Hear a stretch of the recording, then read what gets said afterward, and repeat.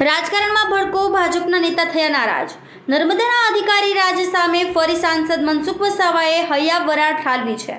નર્મદા જિલ્લામાં આયોજન મંડળની બેઠકને લઈ મનસુખ વસાવાએ નારાજગી વ્યક્ત કરી છે।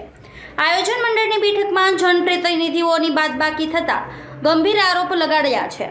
વસાવાનો આરોપ છે કે નર્મદા જિલ્લામાં અધિકારી રાજ ચાલી રહ્યું છે। અધિકારીઓ મનમાની કરી કામ કરી રહ્યા છે।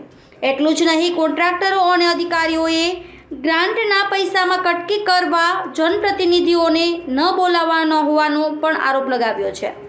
અગાઉ સાંસદે કહ્યું હતું કે આ દારૂ વેચવાવાળા અનેકવાર પકડાઈ જાય છે, છતાં સુધરવાનું નામ લેતા નથી। ખાલી મનસુખ વસાવા બોલશે એટલું નહીં ચાલે, બધાએ બોલવું પડશે।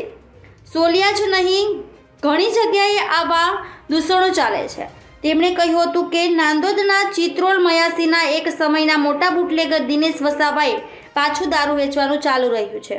ધન્યવાદ।